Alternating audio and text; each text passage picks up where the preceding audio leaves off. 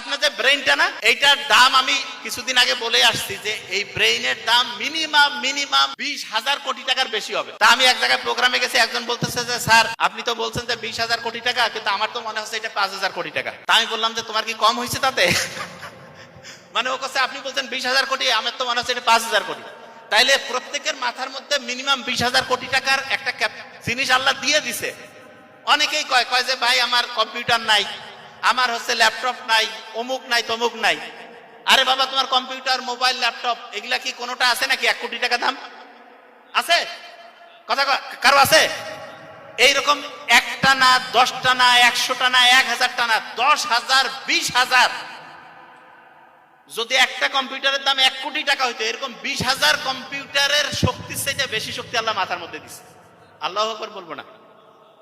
তাইলে এই মাথাটা যে আল্লাহ দিছে, এইটা যদি আমি কাজে লাগাই, আমার আর কোনো জিনিসের কোনো সমস্যা আছে? আচ্ছা, এখানে একটা জিনিস বলি, আপনাদের কেরিয়ারের ক্ষেত্রে একটা ভুল ব্যাপার আছে। যেমন আমার ছোট ভাইও বলে গেছে, নোবেল, অনেকেই বলে না যে আমরা সবাই সবকিছু নিজে করব, উদ্যোক্তা হবো, বলে না এরকম? বলেন না কেন? আচ্ছা শোনেন, সবাই যদি উদ্যোক্তা হয় তাহলে কর্মী হবে কারা? হ্যাঁ, সবাই বলতেছে নিজে কোম্পানি দিব, তা নিজে কোম্পানি মানে কি একজনে কোম্পানির মালিক, একজনে কর্মচারী হইলে হবে? সবাই মিলে করতে হবে না?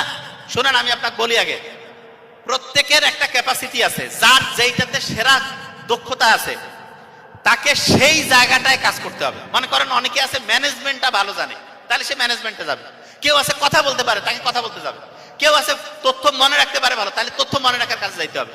যে যেই কাজে সেরা তাকে সেইটাতে যাইতে হবে। আচ্ছা, এই যে আমরা যে স্কুল কলেজে ইউনিভার্সিটিতে যে পরীক্ষা দেই, এইটাতে মূলত দেখা হয় কে বেশি তথ্য মনে রাখতে পারে, কে বেশি তথ্য। আপনারা হার্ভার্ড ইউনিভার্সিটির নাম শুনছেন না? সেইখানে একজন প্রফেসর আছে, হাওয়ার্ড গার্ডনার।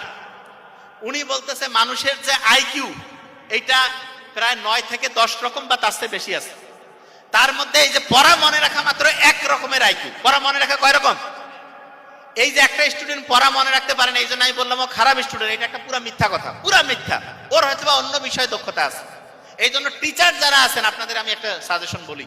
সাজেশন বলতে আমার দিক থেকে যেই জানাটা, কোনোদিন কোনো স্টুডেন্টকে বলবেন না যে বাবা তুমি খারাপ, তোমার দ্বারা হবে না, এটা কখনো বলবেন না। আর কোনো স্টুডেন্ট নিজেকে মনে করবেন না যে আপনার ব্রেন কম, না।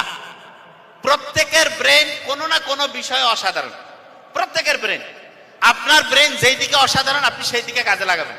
যে জিনিসটা বলতেছিলাম, বিসিএস এ প্রিলিমিনারিতে 200 নাম্বারের প্রিলি পরীক্ষা, সেইখানে যে বিষয়গুলো আছে এগুলো যদি আপনার মনে রাখার ক্যাপাসিটি থাকে আপনি দেন। যদি না থাকে আপনি ইউনিভার্সিটির টিচার হন, ওইটা না, আপনি নিজে ব্যবসা করতে চান